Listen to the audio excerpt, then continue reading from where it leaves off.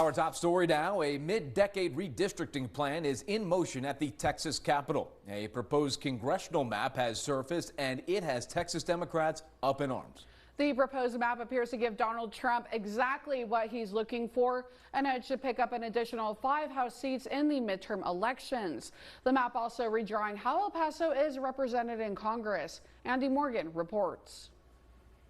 The proposed congressional map filed in the Texas House of Representatives strips parts of El Paso County, all of Fort Bliss, and the El Paso International Airport from Texas's 16th congressional district, which is represented by Veronica Escobar. There is a real downside to being represented by someone hundreds of miles away. Under the proposed map, those areas would be represented then by Tony Gonzalez, who already represents parts of El Paso in Texas's 23rd congressional district. When you have a member of Congress who lives 500 miles away and who really only parachutes into El Paso for a day, sometimes maybe 2 days, if their constituents are lucky, and does photo ops and leaves, that makes it very challenging to hold that member accountable. The Congresswoman also saying assets like Fort Bliss and the El Paso International Airport require attention and investments. Fort Bliss is not just a part of our rich cultural heritage, but it is an economic driver for our community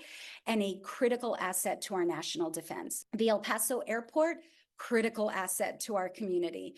And both of those require investments and require close collaboration with the member of Congress. Representative Gonzalez did not respond to our request for comment on mid-decade redistricting or the proposed congressional map, which Representative Escobar believes is no accident. I do know that there are a lot of Republicans who in the House of Representatives who were deeply disturbed by this effort, but they are afraid to speak up because they're afraid of angering Donald Trump and afraid of retribution.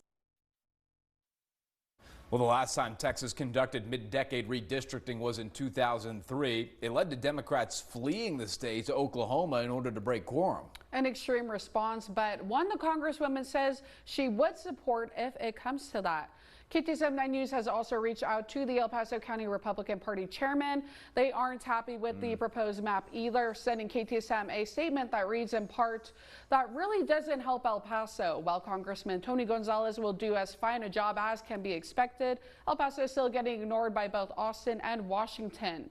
We are being ignored because too many of the voting populace vote for Democrats, even though they will promise the world, but only deliver sand. Well, the chairman adding that West Texas is big enough that El Paso deserves 3 congressional districts, split up between the 11th, 16th, and 23rd congressional districts.